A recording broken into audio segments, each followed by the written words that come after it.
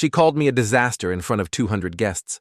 Said my cheap suit proved I wasn't fit to be in the same room as her daughter.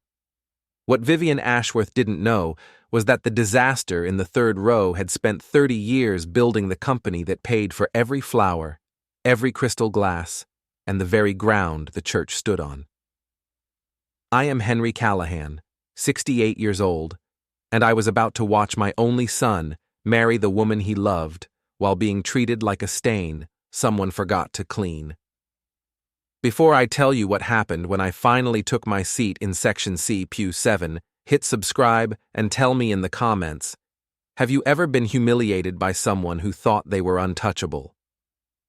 The parking lot of St. Andrew's Episcopal Church was already full when I pulled in. My truck, a 2009 Ford F-150 with rust around the wheel wells, looked out of place among the Mercedes and BMWs gleaming in the morning sun. I found a spot near the back, between a landscaping trailer and a dumpster. Fitting, I suppose. I turned off the engine and sat for a moment collecting myself.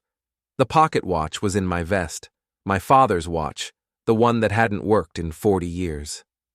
I pulled it out anyway, wound it 3 times, felt the familiar resistance of gears that would never turn again. Some rituals aren't about function. They're about faith. From the glove compartment, I retrieved Margaret's handkerchief, embroidered with her initials, M.H., in pale blue thread she'd stitched herself the year we got married, 35 years ago. She'd been gone for 7 now, but I still carried this piece of her everywhere that mattered. I tucked it into my breast pocket, grabbed the leather Bible from the passenger seat, and stepped out into the cool morning air. The church was beautiful. White clapboard, tall steeple, stained glass windows catching the light. I'd helped restore this building 20 years ago when the congregation couldn't afford repairs. Donated the labor, organized the volunteers, spent 3 weekends on the roof myself. Pastor Brennan still sent me Christmas cards. Walking toward the entrance, I noticed the flower arrangements. Massive cascades of white roses, gardenias, orchids, probably cost more than my truck. I recognized the style immediately. Harrington's Floral. I'd loaned Tom Harrington the money to start that business back in 1998. He'd paid me back with interest and a standing invitation to Sunday dinner. I wondered if he knew who was paying for these flowers today. I wondered if anyone did. The vestibule was crowded with guests in expensive clothes, air-kissing and exclaiming over each other's outfits. I moved through them like a ghost, invisible in my department store suit. The fabric was 15 years old but well-maintained. Margaret had picked it out for our nephew's wedding, said the charcoal brought out my eyes. A young usher in a rented tuxedo spotted me and checked his clipboard. Name, sir? Henry Callahan, father of the groom. Something flickered across his face. Discomfort, maybe embarrassment. He scanned the list twice before finding my name. Mr. Callahan, you're in Section C, Pew 7. I knew this church. I'd sat in every pew during those restoration weekends. Section C was the back corner, behind a support pillar.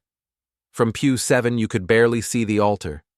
My son was getting married today, and I'd been assigned a seat where I couldn't watch. Is there a problem with that? I asked quietly. The usher wouldn't meet my eyes. No, sir. Those are the arrangements. I nodded slowly. Thank you. Before we dive deeper into this story, I have one small request. Please subscribe, drop a like, comment, and hit that hype button to boost this channel so more people can discover these incredible Reddit stories. I was 3 steps toward the sanctuary when I heard her voice. Henry, I wasn't sure you'd come. Vivian Ashworth descended upon me like a hawk on a field mouse. She was immaculate. Designer dress in champagne silk, diamonds at her throat, hair sculpted into architectural perfection. Everything about her screamed money and status and look at me. She stopped directly in my path, blocking access to the sanctuary. Other guests paused their conversations, sensing drama. I told Michael, she continued, voice carrying deliberately, Your father probably can't afford the gas money to drive here. But here you are."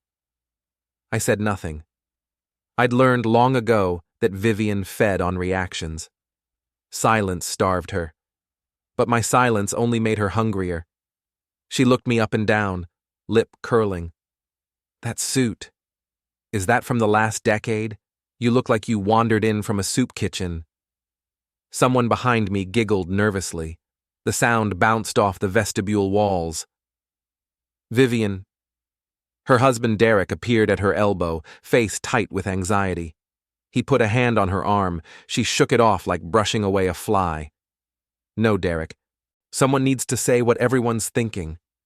She raised her voice another notch, ensuring the gathering crowd could hear every word. "Look at him. This is the father of the groom. This is what Michael comes from." She stepped closer, close enough that I could smell her perfume, something expensive and aggressive. "He's not a father," she announced to the vestibule. "He's a disaster, a failure. The only thing Henry Callahan ever built was debt." Her eyes glittered with something like triumph. "My daughter deserves better than this. This embarrassment in her wedding photos." The silence that followed was absolute. 30 people stood frozen, watching, waiting to see what I would do. Movement in my peripheral vision. Michael. My son. He'd emerged from the groom's preparation room and was standing in the doorway, face pale, hands clenched at his sides. He'd heard everything. Our eyes met across the vestibule. In that moment, I saw the boy who'd fallen asleep on my shoulder during thunderstorms. The teenager who'd helped me build birdhouses in the garage. The young man who'd wept at his mother's funeral. I saw him, and I waited for him to speak. He didn't. Michael's jaw tightened. His eyes dropped to the floor. And then, without a word, he retreated into the preparation room and closed the door. My son had watched his father be humiliated in public, and he'd said nothing. Vivian saw it too. Her smile widened, satisfied. She'd won, and she knew it. I forced my voice to remain steady. "I'll take my seat now, Mrs. Ashworth." I walked past her without touching, without hurrying. 30 pairs of eyes followed me down the aisle to Section C, Pew 7. I slid into the pew behind the pillar, just as she'd intended. The Bible was heavy in my hands. I opened it to the center, where a pressed wildflower lay between the pages of Song of Solomon. Margaret had placed it there on our wedding day 35 years ago. The petals were translucent now, fragile as old memories.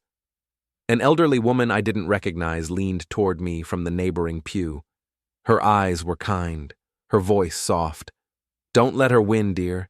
Some people's cruelty is just loud insecurity." I managed a small smile. "Thank you." But as I sat there behind that pillar, holding my dead wife's handkerchief and my father's broken watch, I understood something clearly for the first time. This wasn't about winning or losing. This was about truth. Vivian Ashworth had spent 2 years convincing my son that I was worthless. She'd excluded me from every wedding decision. She'd mocked me to her friends. She'd posted photographs of my home and my truck on social media, calling me an embarrassment. And Michael had let her. The organ began to play. Somewhere behind me, guests were settling into their seats. The ceremony would begin soon. I wouldn't cause a scene. I wouldn't stand up and defend myself. I wouldn't give Vivian the satisfaction of watching me crumble. But I also wasn't going to disappear. Because Vivian Ashworth had made a critical mistake. She'd looked at my old truck and my worn suit and my quiet demeanor, and she'd assumed I was harmless. She'd assumed I had nothing. She didn't know about the trust that owned this country club where her reception would be held. She didn't know about the $47,000 catering invoice sitting unpaid with my name forged on the guarantee. She didn't know about Raymond Cross, my former CFO, who was at this very moment compiling evidence of financial fraud that would destroy her carefully constructed world. She didn't know any of it, but she would. I closed the Bible gently, protecting the wildflower, and settled back into Pew 7 to wait. The ceremony was about to begin. My son was about to marry the woman he loved. And I was about to discover whether Michael had the courage to choose truth over comfort. Whatever happened next, I would be here, behind the pillar, in the cheap suit, with my father's watch and my wife's handkerchief and every receipt Vivian Ashworth never knew I was collecting. Some disasters, Mrs. Ashworth, are just patience waiting to unfold. She'd assigned me to the worst seat in the house. She'd humiliated me in front of everyone who mattered. She'd stolen my son's silence and called it loyalty. What she didn't know was that I'd been watching her for 2 years, documenting, calculating, waiting. I didn't want revenge. I wanted the truth to speak for itself. And in about 4 hours, at a reception she couldn't afford, in a venue she didn't know I owned, the truth was going to stand up and introduce itself. But first, I had to survive the ceremony, and I had to see whether my son remembered who raised him. Section C, Pew 7, the worst seat in the house. Also, the best view of everything that was about to fall apart. The organ music swelled through St. Andrew's as I sat behind that pillar, and I found myself traveling backward through 2 years of carefully orchestrated exclusion. Vivian Ashworth hadn't invented her cruelty this morning. She'd been practicing it since the day Michael brought Sophie home. It started with apple butter. 23 months ago, Michael called to say he was bringing someone special to meet me, a woman named Sophie. He sounded nervous and excited, the way he used to sound before Christmas morning when he was small. I spent 2 days preparing, cleaned the house until it gleamed, cooked Margaret's pot roast recipe, and I made apple butter, my signature gift for every new family member since 1987. 3 batches, slow-cooked with cinnamon and brown sugar, jarred in mason glasses with handwritten labels. Sophie arrived first, alone, while Michael parked the car. She was lovely, warm smile, genuine handshake, eyes that crinkled when she laughed. She tried the apple butter on fresh bread and asked for the recipe. Then Vivian and Derek arrived. I hadn't known they were coming. Michael appeared in the doorway behind them, apologetic. "Mom insisted on meeting you too, Dad. Hope that's okay." Vivian swept into my kitchen like she was inspecting a crime scene. She ran her finger along the counter, examined the pot roast with visible skepticism, and picked up one of the apple butter jars. "How quaint," she said, not bothering to hide her disdain. "Homemade preserves, like something from a farm stand." She set the jar down without opening it. Didn't try a single bite of anything I'd prepared. At dinner, she dominated the conversation, asked about my little construction business and whether I'd ever considered real investment opportunities. Mentioned 3 times that Derek managed a very successful fund, looked around my home, the home Margaret and I had built together, and asked if I'd ever thought about updating. When they left, Sophie hugged me. Vivian offered a limp handshake and a smile that never reached her eyes. Michael lingered at the door. "Thanks, Dad. Sorry about, About what?" He shrugged, unable to name what we'd both witnessed. "Just, thanks." I should have said something then. Should have asked why he let his future mother-in-law treat his father like hired help. But I stayed quiet, telling myself it would get better once everyone knew each other. It didn't get better. 6 months later, the engagement party. Vivian hosted it at their home, a sprawling colonial in the wealthy part of town. I arrived with a gift I'd spent weeks finding, an antique compass that had belonged to my grandfather. Brass casing, still functional, over 100 years old, a family heirloom for a new family beginning. Vivian unwrapped it in front of everyone. Her laugh was sharp enough to cut glass. "A compass? How nostalgic." She held it up for the room to see. "Henry, dear, we registered at Tiffany's, but I suppose it's the thought that counts." She set it on a side table with the discarded wrapping paper. I never saw it again. Later that night, I found Michael by the bar. "I'd like to help pay for the wedding," I told him. "Whatever you need. I've been saving." Before Michael could respond, Vivian materialized beside us. "That's very sweet, Henry, but we don't need construction worker money." She patted my arm like I was a confused elderly relative. "We have standards to maintain. I'm sure you understand." I understood perfectly. I just didn't want to believe it. The months that followed became a study in exclusion. I wasn't invited to the cake tasting. I wasn't consulted on the venue. I wasn't included in the rehearsal dinner planning. "Family only," Vivian explained each time. "I'm sure you understand." I understood that I was family only when it was convenient to remind me of my failures. The rehearsal dinner was 2 nights ago. Italian restaurant, private room. I arrived to find no seat saved for me at the main table. Michael was flanked by Vivian and Derek, Sophie's bridesmaids filling every remaining chair. I sat at a small table near the kitchen with 2 elderly aunts who kept asking me to repeat myself over the noise. During the toasts, Vivian stood and raised her glass. "To the Ashworth legacy," she proclaimed, "and to Sophie's bright future with a man who will be worthy of our family name." She toasted Sophie, she toasted Derek, she toasted the bridesmaids, the venue, the caterer. She never mentioned Michael's family. She never mentioned me. Michael sat 3 feet away from his future mother-in-law while she erased his father from the celebration. He said nothing. Sophie squeezed his hand under the table, whispered something in his ear, but Michael just shook his head slightly and stared at his plate. After dinner, I walked to my truck alone. The parking lot was dark, and I found myself standing across from the Willowbrook Country Club, the reception venue, lit up for some other event. I hadn't been there in years, not since Margaret's memorial service. My phone rang. Ellie, my older sister. I heard what happened at the dinner. Her voice was tight with fury. "Barbara Chen was there. She told me everything." "It's fine, Ellie. It's not fine. That woman treated you like garbage and your son watched it happen." A pause. "I'm coming to the wedding. You shouldn't face this alone. I can handle Vivian." "I know you can, but you shouldn't have to handle your own son's silence." She was right. I knew she was right. But admitting it meant admitting something I'd been avoiding for 2 years.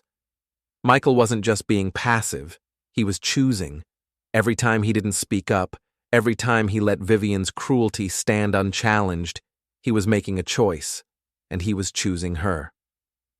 That night, I sat in Margaret's garden, the one she'd planted the year before she died. Roses and hydrangeas, lavender along the border. I'd maintained it perfectly, the way she would have wanted. "I don't know how to reach him anymore, Maggie," I said to the empty air. "He's right there, but he's so far away." The wind stirred the lavender. No answer came. Then my phone buzzed. A text from a number I knew well. Raymond Cross, my former CFO, the man who'd helped me build Callahan Construction into something worth building. The message was 3 words: "Call me tomorrow." I stared at the screen in the darkness of my dead wife's garden. "It's about the Ashworths," Raymond added. "You're going to want to hear this." I saved the message and put the phone away. The stars were bright overhead, the same stars Margaret and I had watched on our first date, 40 years ago. Tomorrow, I would learn what Raymond had found. Tonight, I sat with my grief and my memories and the growing certainty that everything I thought I knew about my son's engagement was built on lies. The lavender swayed in the night breeze. Somewhere in the house, my phone was charging, Raymond's message waiting for morning, and in my chest, something that had been sleeping for 2 years was finally starting to wake up. 2 years of exclusion. 14 events. I was invited to 3 and welcomed at none. But Raymond's text changed everything, because Raymond didn't send messages like that unless he'd found something worth finding. The Ashworths had built their world on appearances. Perfect house, perfect clothes, perfect contempt for anyone they considered beneath them. But appearances can be deceiving, and Raymond Cross had spent 30 years learning how to see through them. Tomorrow, I would find out exactly what he'd discovered. Tomorrow, everything would change. Ellie's cottage smelled like chamomile and old books. She'd lived here for 40 years, ever since her husband passed, and every surface told a story. Photographs covered the walls, quilts draped the furniture. The sunroom where we sat was warm with afternoon light and the weight of shared history. "Tea first," Ellie said, pouring from a china pot that had belonged to our mother. Then truth. She was 71 now, retired from teaching high school English for 35 years. Students still visited her, brought their children to meet the woman who'd taught them to love books.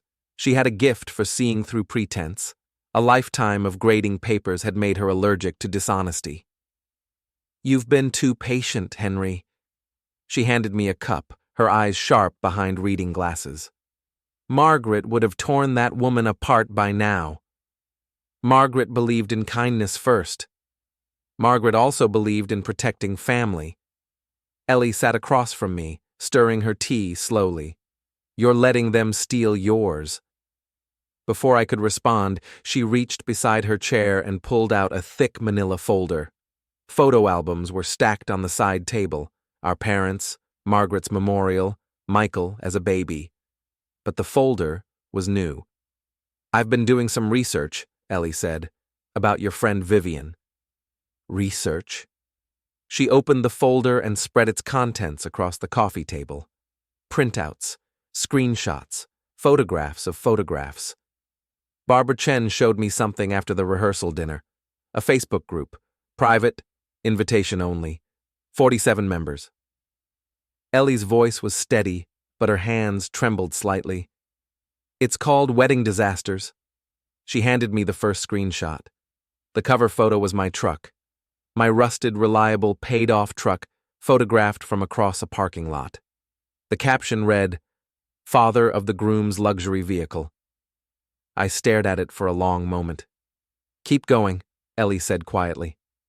The next screenshot was my house, the home Margaret and I had built together, where we'd raised Michael, where she died in the bedroom overlooking her garden. Someone had photographed it from the street and posted it with the caption, "This is what Michael comes from. No wonder he needed to marry up." 43 laughing reactions, 12 comments I couldn't bring myself to read. My hands were shaking now. I gripped my phone without thinking, and the screen cracked against my palm. The sharp sound broke the silence. "There's more," Ellie said. "The suit you wore to the engagement party. Your gift, grandfather's compass." She posted everything, Henry.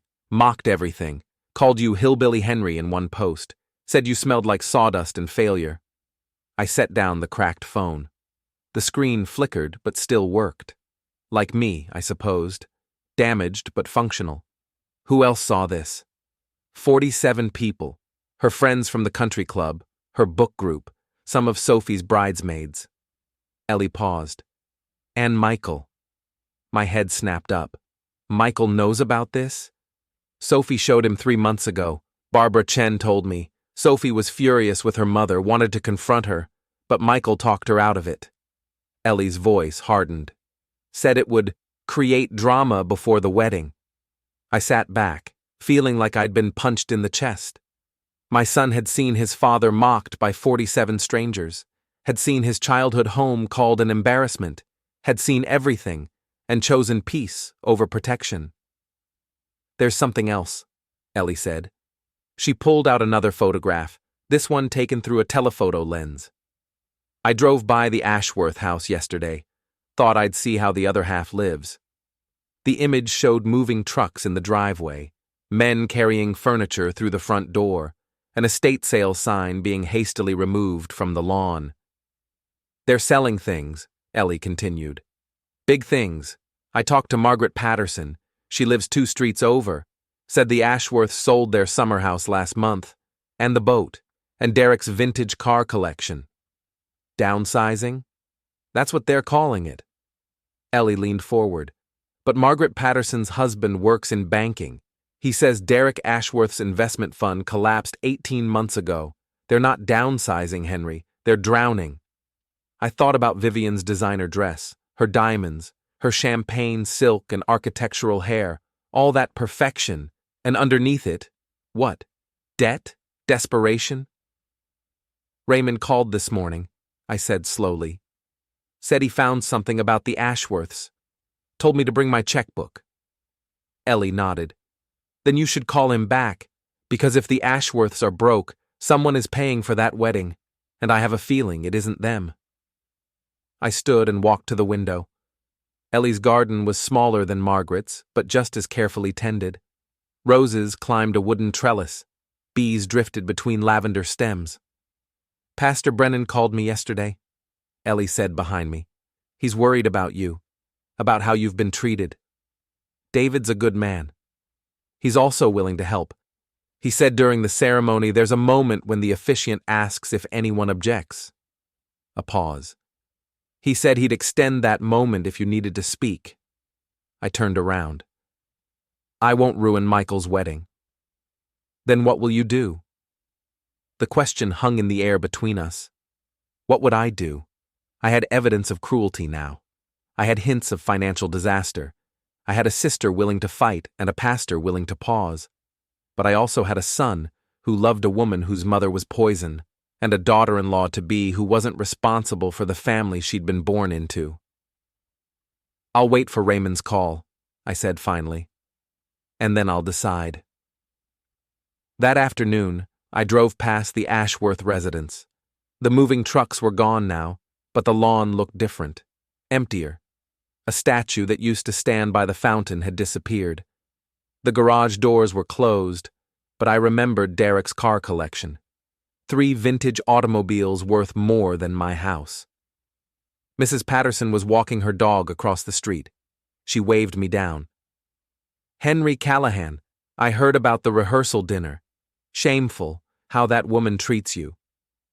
News travels fast. In this neighborhood? Always. She lowered her voice. Did you hear about the summer house? Sold for $2 million, and it was worth $3 million. They needed the money fast. She shook her head. The mighty fall hard, Henry. Remember that. I thanked her and drove on. That night, I sat in Margaret's garden with the Bible open in my lap. The pressed wildflower was almost translucent now, 35 years of being carefully preserved. Fragile as old love, resilient as memory. I think I finally understand, I said to the empty chair where Margaret used to sit. This isn't about revenge, it's about truth. My phone buzzed. Raymond's number.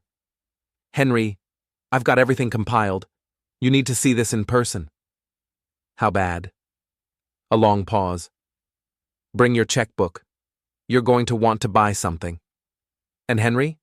The reception venue? Willowbrook Country Club? I found something interesting in the ownership records. What kind of interesting? The kind where you might already own it. I stared at the phone for a long moment after he hung up. The stars were coming out now, the same stars Margaret and I had watched on our wedding night, the same stars that would shine on Michael's wedding tomorrow. The wildflower in my Bible had survived 35 years because I'd protected it, kept it pressed, kept it safe. Tomorrow, I was going to learn exactly how to protect everything else. 47 people had laughed at my truck, my home, my life. My son had seen it all and chosen silence. But the Ashworths were drowning in debt they couldn't hide forever. And Raymond had found something about the country club, something that might change everything. The wedding was in 16 hours. The truth was getting closer. And Vivian Ashworth had no idea that the disaster she'd been mocking was about to become the only thing standing between her family and complete exposure. Some patterns once seen cannot be unseen. Some truths once known demand to be spoken. Tomorrow, one way or another, the silence would break. Raymond Cross's office occupied the 3rd floor of a building that had stood downtown for 80 years. The elevator groaned as it carried me upward, and I stepped out into a hallway that smelled of old wood and coffee that had been brewing since dawn. Raymond met me at the door. 55 years old, silver-streaked hair, the kind of calm that comes from 30 years of untangling other people's financial disasters. He'd been my CFO when Callahan Construction was at its peak, and after I sold the company, he'd started his own forensic accounting firm. If money had moved somewhere it shouldn't, Raymond could trace every penny. "Henry," he shook my hand firmly. "Come in. You're going to want to sit down for this." His office looked like a war room. Papers covered every surface. Red circles marked key figures, string-connected documents on a corkboard like a detective's murder investigation. A whiteboard listed names and numbers in Raymond's precise handwriting. I sat in the leather chair across from his desk. "Tell me." Raymond pulled a thick folder from his drawer and slid it across to me. "The Ashworths are broke, not struggling, broke. Derek's investment fund collapsed 18 months ago. Bad bets, worse timing. He lost everything." I opened the folder. Financial statements, bank records, court filings. The numbers told a story of accelerating disaster. Total debt as of last month, $2.3 million. Raymond leaned back. "They've mortgaged the house twice, maxed every credit line, sold the summer property, the boat, Derek's car collection, all of it gone." "The wedding," I said slowly. "How are they paying for it?" Raymond's expression sharpened. "That's where it gets interesting. They're not paying for it. At least, not with their own money." He pulled out another document, a catering invoice, $47,000. My eyes caught the signature line at the bottom, a guarantee signed by someone authorizing payment if the primary party defaulted. The signature read, "Henry Callahan." My blood went cold. "I never signed this." "I know you didn't. It's a forgery. A good one, but still a forgery." Raymond handed me a magnifying glass. "Look at the C in Callahan. Your signature has a distinctive loop. This one doesn't."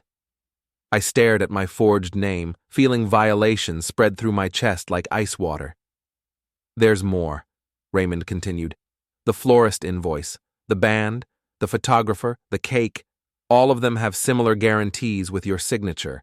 Vivian has been telling vendors that you agreed to cover any shortfalls, that your construction money was backing the whole event."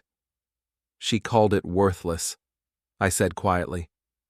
"Construction worker money, not good enough for her standards." "Apparently it's good enough to steal." Raymond stood and walked to the whiteboard. "Here's the timeline. 6 months ago, vendors started demanding deposits the Ashworths couldn't pay. Vivian panicked, started forging guarantees. She assumed you'd never find out, or if you did, you wouldn't make a scene at your own son's wedding." The calculation of it made my stomach turn. She hadn't just humiliated me. She'd weaponized my love for Michael, betting I would absorb the fraud rather than hurt my son. "There's one more thing." Raymond circled back to his desk and pulled out a property record. "The reception venue, Willowbrook Country Club. Do you remember the community trust you set up 20 years ago?" I remembered. Margaret and I had established it when Callahan Construction was thriving, a charitable trust to maintain green spaces and community facilities. We'd funded it with property donations, including the country club. I breathed. "You're the sole trustee, Henry. You own that venue. Vivian booked her daughter's reception in a building you control, and she has no idea." I sat back, the weight of it settling over me. Vivian Ashworth had spent 2 years treating me like dirt beneath her designer heels. She'd mocked my truck, my home, my suit. She'd called me a disaster, a failure, an embarrassment. And the entire time she'd been planning to throw her party in my building, pay for it with my forged name, and never face a single consequence. "What are my options?" I asked. Raymond handed me a pen. "You can expose everything. Go to the police with the forgery evidence. Contact every vendor and inform them the guarantees are fraudulent. Cancel the reception venue. The wedding falls apart, the Ashworths face criminal charges, and Vivian's perfect facade crumbles publicly. Or you wait. Let the wedding happen. Gather more evidence. And when the time is right, use it strategically." Raymond met my eyes. But there's a third option, the one I think you're actually considering. I waited. You do nothing. You absorb the debt because your son is marrying that woman's daughter, and you don't want to hurt Sophie or Michael. You let Vivian win because fighting her costs more than losing. The words hung in the air between us.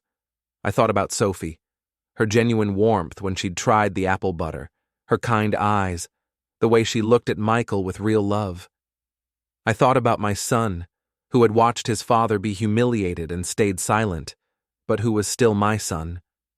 And I thought about Margaret, who had believed in kindness first, but had also taught me that some things were worth fighting for. Print me everything, I said finally. Every forged document, every financial record, every piece of evidence you've gathered. Raymond nodded, unsurprised. And what are you going to do with it? I'm going to give Michael a choice. That afternoon, I drove home with a box of evidence in my passenger seat. The cracked phone screen glinted in the sunlight. I still hadn't replaced it since Ellie's cottage. My phone buzzed, an unknown number. I pulled over and answered. Henry. The voice was tight, strained. Derek Ashworth. We need to meet. Not at the house. Vivian can't know. Why should I meet with you? A long pause. When Derek spoke again, his voice cracked. Because I can't live like this anymore. Please. The diner on Route 9. Tomorrow morning, early. He hung up before I could respond. I stared at the phone for a long moment. Derek Ashworth, Vivian's enabler, her silent partner in 2 years of cruelty, wanted to talk in secret. Either he was setting a trap, or he was looking for a way out. That night, I sat at my kitchen table and wrote a letter to Michael. Everything I'd learned, everything I felt, the forged signatures, the financial collapse, the years of exclusion, the silence I'd endured, and the silence he'd chosen. I sealed it in an envelope and wrote his name on the front. Then I put it in my desk drawer. Not yet. First, I would hear what Derek had to say. First, I would understand the full picture. The wedding was in 3 days. The pieces were falling into place. And somewhere in a mansion she could no longer afford, Vivian Ashworth was planning her daughter's perfect reception, in a venue she didn't know I owned, paid for with money she didn't know was forged. She thought she'd neutralized me, hidden me behind a pillar, made me small. She was wrong. I wasn't small. I was patient. And patience, unlike Vivian's cruelty, tends to pay dividends. The box of evidence sat on my kitchen counter. The letter to Michael waited in my drawer. And tomorrow, Derek Ashworth would either give me the final piece of the puzzle or confirm that I was walking into this fight alone. Either way, the truth was coming. Some debts, Mrs. Ashworth, cannot be forged away. She'd stolen my signature to fund her lies. She'd built her daughter's wedding on fraud and contempt. But the venue was mine. The evidence was documented, and her own husband was calling me in secret, desperate enough to betray her. The wedding was in 3 days. The trap was set. The only question left was whether Michael would choose his father or his silence, whether he would stand with truth or crumble under pressure. I'd spent 30 years building things, companies, homes, families. I knew how foundations worked. And I knew that Vivian Ashworth's foundation was about to crack. The diner on Route 9 hadn't changed in 40 years. Same red vinyl booths, same chrome stools at the counter, same coffee that tasted like it had been brewing since the Nixon administration. Margaret and I used to come here on Sunday mornings after church, sharing pancakes and planning our week. I arrived at 6:30 a.m., 30 minutes early. Old habits from the construction days. Always be first on site, always know the terrain. I took the booth in the back corner, facing the door, and ordered coffee I didn't intend to drink. Derek Ashworth walked in at 6:58. He looked like a man who hadn't slept in weeks. His suit was rumpled, his tie loosened, dark circles carved beneath his eyes. The confident investor I'd met 2 years ago had been replaced by someone hollowed out from the inside. He slid into the booth across from me without greeting. For a long moment, neither of us spoke. "Thank you for coming," he finally said. His voice was hoarse. "You said Vivian couldn't know." "She can't." He glanced toward the door, reflexive and fearful. "If she finds out I'm here, she'll—" He stopped, shook his head. "It doesn't matter what she'll do. I'm past caring." The waitress appeared. Derek ordered coffee, black. When she left, he wrapped his hands around the cup like he was trying to absorb its warmth. "I know what Raymond told you," he said. "I know you have the documents, the debt, the forgeries." He looked up, meeting my eyes for the first time. "I know everything, Henry, because I watched her do it. And you said nothing. I said plenty, behind closed doors, where it didn't matter." His laugh was bitter, empty. "You want to know what Vivian calls you?" "Harmless, Henry. She thinks you're too weak to fight back, too devoted to Michael to cause trouble." "Is that what you think?" Derek was quiet for a moment. "I think she underestimates you. I think she's underestimated you from the beginning, and I think that's going to destroy her." He reached into his jacket and pulled out a folded paper, slid it across the table. "The original guarantee letter, the one she forged with your signature." He tapped the document. "I kept a copy. I kept copies of everything. Call it insurance, call it cowardice, call it whatever you want." I unfolded the paper. My forged signature stared back at me, neat and precise and completely fraudulent. "Why are you giving me this?" Derek's hands trembled around his coffee cup. "Because I can't do this anymore. 23 years of marriage, Henry. 23 years of watching her manipulate everyone around her, our friends, our family, our daughter." His voice cracked. "Sophie doesn't know. About the debt, about the forgeries, about any of it. Vivian has kept her completely in the dark. Sophie deserves to know. Sophie deserves a mother who isn't a monster." Derek's eyes were wet now. "But that's not the mother she has, and I've been too weak to protect her from the truth." I thought about Sophie's warm smile, her genuine kindness. She had hugged me at the church, called me family, begged me to attend. She wasn't her mother. She was something else entirely, something good that had somehow grown in poisoned soil. "What do you want from me, Derek?" He leaned forward, desperate. "I want you to let the wedding happen. Whatever you're planning, whatever justice you think you deserve, and you do deserve it, Henry. God knows you do. Please wait until after Saturday. Let Sophie have her day. Let her marry Michael without knowing what her mother has done. And then I don't care anymore. Expose everything. Go to the police. Burn it all down." His voice dropped to a whisper. "I'll testify against her if you need me to. I'll confirm the forgeries.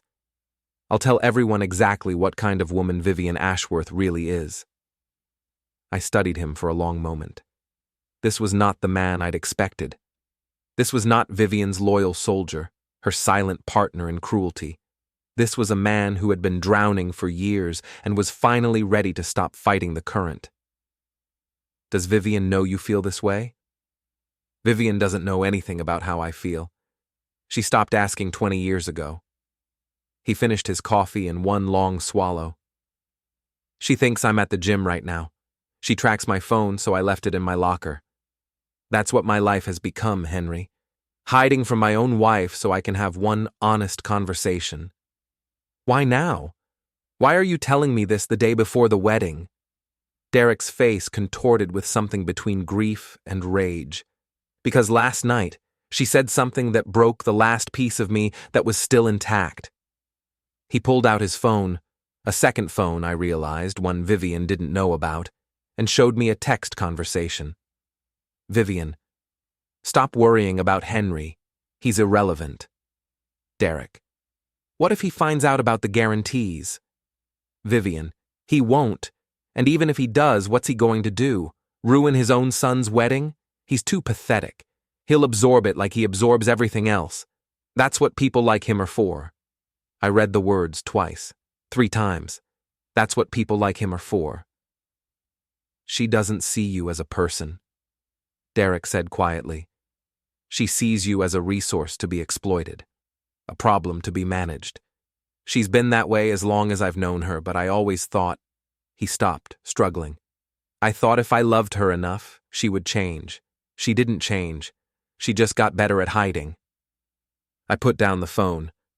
The diner was filling up now, early morning regulars ordering eggs and bacon, normal people living normal lives, unaware that 2 men in the corner booth were negotiating the destruction of a marriage and the salvation of a wedding.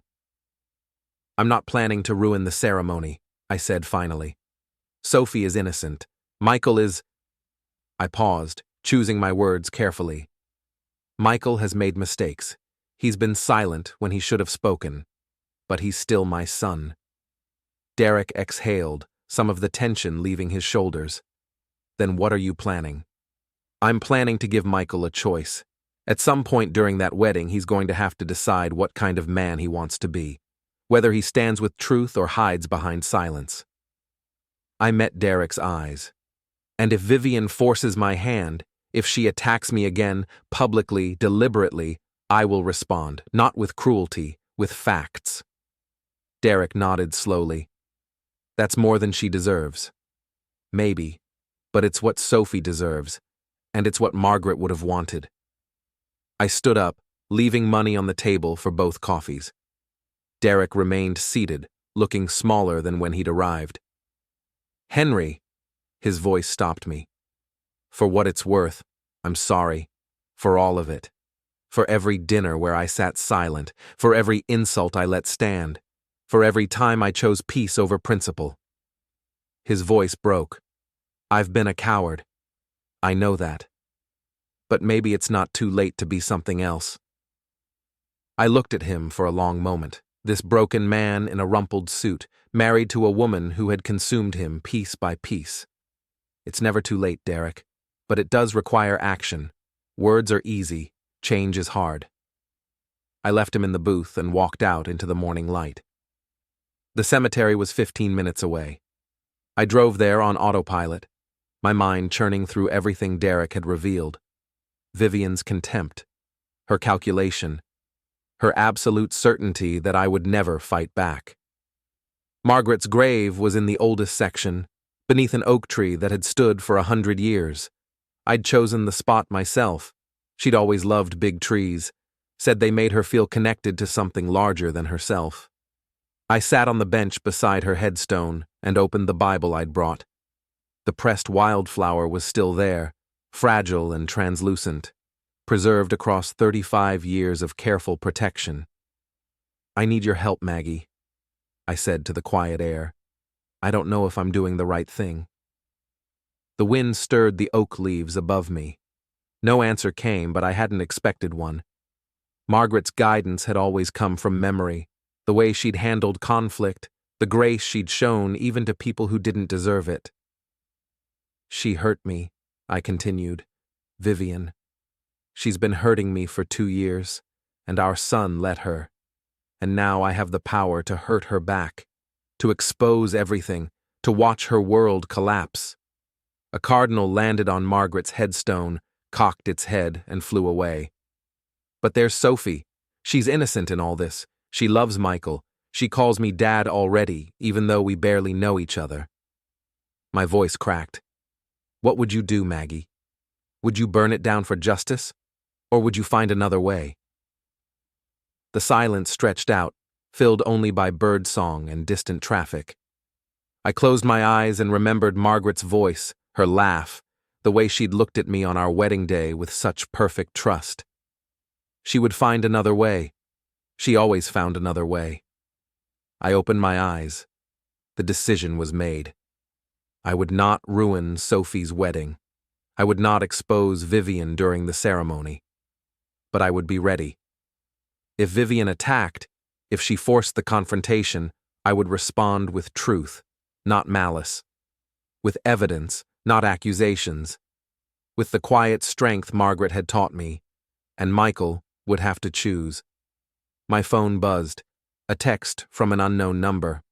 Vivian, I know you met Derek. Whatever he told you, remember, I can make sure you never see Michael again. Don't test me. I stared at the threat for a long moment. Then I typed a response, deleted it, and put the phone away. Some messages don't deserve answers. Some people don't deserve the energy of a reply. I drove to the church next. The wedding was tomorrow, and I wanted to see the space one more time, to remember what I was fighting for. Sophie was there when I arrived, standing outside with her bridesmaids, laughing at something one of them had said. She spotted my truck and broke away from the group, running toward me with her arms outstretched.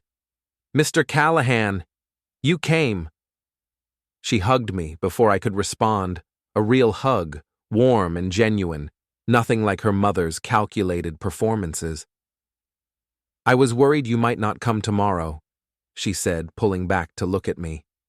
"After the rehearsal dinner, after—" She stopped, her face clouding. "I know how my mother has treated you. I'm so sorry. I've tried to talk to her, but she doesn't listen. That's not your burden to carry, Sophie. But it is. You're going to be my family now. Michael's father is my father, too." Her eyes were wet. Please be there tomorrow. Michael needs you there. He's been so stressed, so distant. I think he's ashamed of how things have been handled." "He should be," I said gently. "But that's between him and me." Sophie nodded, accepting the truth without argument. "Will you still come? Even with everything?" I reached into my pocket and pulled out the gardenia boutonniere I'd been carrying since this morning. The same flower I'd worn at my own wedding 35 years ago, Margaret's favorite. "I'll be there, Sophie, I promise." She hugged me again, tighter this time. Thank you, Dad." It was the first time she'd called me that. The word broke something open in my chest, something that had been locked away since Margaret died. I drove home with the boutonniere in my pocket and Vivian's threat on my phone. Tomorrow would bring whatever it would bring. The evidence was gathered, the allies were positioned, the truth was ready to speak. But tonight, I sat in Margaret's garden and let myself feel something I hadn't felt in years. Hope. Not hope that everything would work out perfectly. I was too old for that kind of naivety. But hope that truth could still matter, that love could still win, that my son could still choose to be the man I'd raised him to be. The gardenia's scent drifted up from my pocket, sweet and familiar. Tomorrow, I would walk into that church with evidence that could destroy Vivian Ashworth. I would take my seat behind the pillar. I would watch my son marry the woman he loved. And then we would see what kind of family we were going to become. Derek's confession, Vivian's threat, Sophie's hope. All the pieces were in place now. The evidence was gathered. The truth was loaded and ready. But I wasn't going to fire first. That wasn't who Margaret raised me to be. I would wait. I would watch. I would give Michael every chance to choose correctly. And if Vivian forced my hand, if she couldn't resist one final public humiliation, then God help her. Because the disaster in the cheap suit was done being patient. Tomorrow, Section C, Pew 7. Tomorrow, the truth. The morning of my son's wedding arrived wrapped in golden light. I stood at my bedroom window watching the sun climb over the oak trees, painting the sky in shades of rose and amber. Margaret would have called it a perfect day for a wedding. I dressed slowly, deliberately. The charcoal suit Margaret had chosen 15 years ago, the blue tie she'd given me that same Christmas, the pocket watch that hadn't worked since my father's hands last wound it. I wound it anyway, 3 times, feeling the familiar resistance of gears frozen in time. From my dresser, I retrieved Margaret's handkerchief, MH embroidered in pale blue thread, and tucked it into my breast pocket. The gardenia boutonniere went on my lapel. The same flower I'd worn 35 years ago, standing at the altar, watching Margaret walk toward me in white lace. Last, the Bible, I opened it to confirm the pressed wildflower was still there, still intact, still preserved across 3.5 decades of careful protection. Some things are worth protecting, some things are worth fighting for. The evidence folder went into my inside jacket pocket, not because I planned to use it, but because preparation is its own form of courage. Ellie pulled into my driveway at exactly 8:30. She was wearing her best dress, pearls at her throat, steel in her eyes. "Whatever happens today," she said as I climbed into her car, "I'm proud of you." "Whatever happens today," I replied, "I'm at peace." And I was. The fear had burned away somewhere in the night, replaced by something quieter and stronger. Clarity, purpose. The understanding that I had done everything I could, and the rest was up to Michael. St. Andrew's Episcopal Church gleamed white against the blue September sky. The parking lot was already filling. Mercedes, BMWs, a few Teslas, and my sister's sensible Honda. We found a spot near the back, close to the cemetery, where generations of this town's families rested beneath carved stones. "Ready?" Ellie asked. "Ready." We walked toward the entrance together. The flower arrangements were even more elaborate than before, cascades of white roses and gardenias spilling from every surface. I recognized Tom Harrington's work. I wondered if he'd ever been paid. The vestibule was crowded with guests in expensive clothes, clutching programs and murmuring about the weather, the flowers, the bride's dress. I moved through them like a ghost, Ellie's hand firm on my arm. The same young usher from yesterday spotted me. His face flickered with something: recognition, embarrassment, perhaps a hint of respect. "Mr. Callahan, Section C, Pew 7. "I know where I belong," I said quietly. We made it 3 steps before Vivian intercepted us. She was magnificent in the way that predators are magnificent. Champagne silk dress, diamonds catching the light, every hair lacquered into architectural perfection. But something was different today. Her eyes darted too quickly. Her smile stretched too tight. Beneath the polish, I saw fear. "Henry." She positioned herself directly in my path. "I wasn't sure you'd have the nerve to show up, after your little meeting with Derek." "I was invited to my son's wedding, Mrs. Ashworth, by the bride herself." Her jaw tightened. "Whatever Derek told you, whatever you think you know, I know exactly what I need to know. If you say one in his seat behind us." The congregation held its breath. I said nothing. This wasn't my moment. But Vivian had other plans. She rose from the front pew, not to object to the marriage, but to seize the spotlight. She turned to face the congregation, her smile brilliant and terrible. "I'd like to say something about family," she announced, her voice carrying through the sanctuary. "About what it means to truly support our children on their journey into marriage." Pastor Brennan's eyebrows rose. "Mrs. Ashworth, this isn't customary." "I'll only be a moment, Pastor." She smoothed her dress, performing humility she didn't possess. "I look around this beautiful church and I see so many people who love Michael and Sophie, so many people who have supported them, celebrated them, helped them become the wonderful couple they are today." Her gaze swept the room and landed on me. "But I also see people who don't understand what support means. People who take more than they give. People who—" She pointed directly at me. "People who are disasters. People who don't belong at their own son's wedding."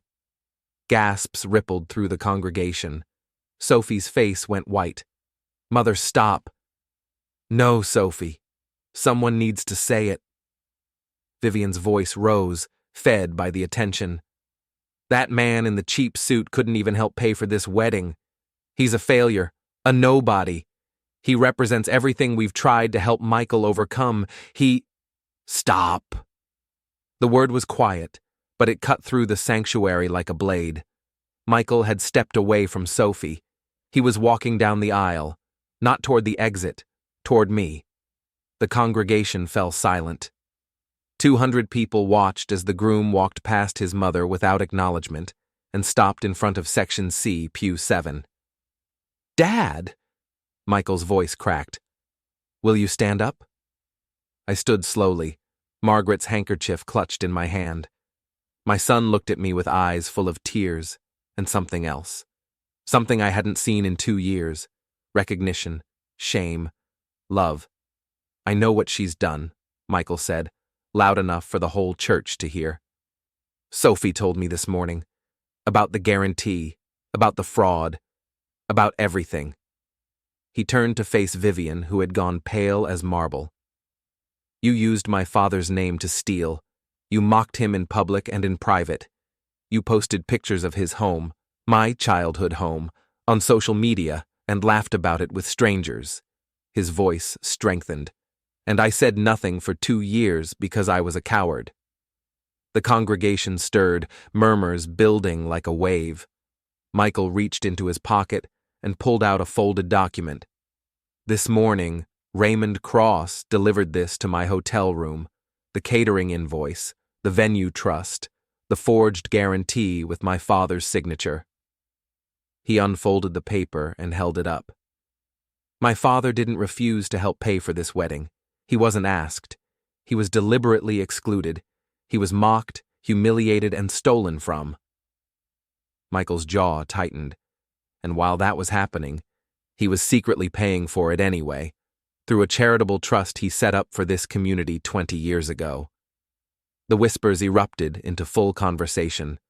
People were turning to look at me, at Vivian, at Michael standing between us like a man choosing his future. You own the venue? Someone gasped. Henry Callahan built half this town, Ellie called out, her voice fierce. And he's never asked for a single thing in return. Michael turned back to Vivian. I love Sophie, but I can't start our marriage with this lie standing. You need to apologize. Right now. Publicly. Vivian's mask was cracking. I will not. Vivian. Derek rose from his seat, his voice stronger than I'd ever heard it. Stop. It's over. He walked to stand beside Michael, facing his wife of 23 years. Henry, I'm sorry. For all of it. For my silence, for her cruelty, for everything. Derek's voice broke. I should have been stronger. I should have stopped her years ago. Vivian looked around the sanctuary, at the guests staring with horror, at her husband's betrayal, at her daughter weeping at the altar, her social circle, her reputation, her carefully constructed world, all of it crumbling in real time. The fight drained out of her. She sat down heavily in the pew, suddenly looking smaller, older, defeated. Michael walked back to me and extended his hand. Dad, will you come stand with me? I should have asked you to be my best man. I was wrong. I took my son's hand. We walked together to the altar, past 200 silent witnesses, past Vivian's shattered pride, past the pillar that had been meant to hide me from existence. Sophie was crying, but she was smiling too. Mr. Callahan, Dad, I'm so sorry. I should have stopped her sooner. You're not responsible for your mother's choices, Sophie. I squeezed her hand gently. You're only responsible for your own. Pastor Brennan cleared his throat. Shall we continue? Michael nodded, his hand still gripping mine. Yes, with my father beside me. The ceremony completed with me standing at the altar where I should have been from the beginning. The vows were renewed, the rings were exchanged. When Pastor Brennan pronounced them husband and wife, Michael kissed Sophie with a tenderness that made my heart ache. The congregation applauded, not the polite, obligatory applause of social performance, but something real, something earned. We walked out together, Michael and Sophie in front, Ellie on my arm behind them. The September sun was warm on my face, and the gardenia boutonniere still smelled of Margaret's memory. In the parking lot, I saw Vivian sitting alone in her car, Derek standing outside talking to Raymond, arrangements being made, consequences beginning. I walked to her window. She wouldn't look at me. The trust will cover the reception costs, I said quietly. Consider it my wedding gift to Sophie. She finally turned, her mascara streaked, her face naked without its armor. Why? After everything? Because Sophie deserves a beautiful memory, and because Margaret taught me that cruelty answered with cruelty just doubles the pain. I walked away before she could respond. Some conversations don't need closure. Some people don't deserve the satisfaction of understanding. Michael caught up with me near the church garden. Dad, I don't know how to apologize for 2 years of... Then don't. I put my hand on his shoulder. Show me instead. From now on, every day. He nodded, tears falling freely now. I will. I promise. I reached into my Bible and carefully removed the pressed wildflower, translucent, fragile, preserved across 35 years of protection. Your mother carried this at our wedding, I said. I wanted you to have it for yours. Michael took it with trembling hands. For a long moment, he just stared at it. This tiny, ancient piece of his mother, of our family, of everything that mattered. Then he broke down completely. Father and son embraced in the church garden while guests streamed past us toward their cars, giving us privacy, giving us grace. Sophie joined us, wrapping her arms around us both. Thank you, Dad, she whispered. It was the second time she'd called me that. The word didn't break me this time. It healed me. The reception at Willowbrook Country Club was everything Sophie had dreamed of. Elegant, joyful, full of dancing and laughter. Vivian didn't attend. Derek stayed for 1 hour, then left quietly, his shoulders finally unburdened. I gave my toast holding Margaret's handkerchief, speaking about love and patience and the families we're born into versus the families we choose. When I finished, the room stood and applauded, not for me, but for the truth that had finally been spoken. Michael and Sophie's first dance was to a song Margaret had loved. I watched from my table, surrounded by Ellie and Raymond and a dozen people I'd known for decades, and I felt something I hadn't felt in years. Whole. She called me a disaster. She tried to hide me behind a pillar. She stole my name and mocked my life and bet everything on my silence. She lost that bet. But I didn't win by destroying her. I won by being exactly who Margaret raised me to be. Patient, truthful, and willing to forgive when forgiveness was possible. The wildflower in Michael's pocket had survived 35 years because I protected it. My family had survived 2 years of cruelty because love is stronger than contempt. That's what legacy means.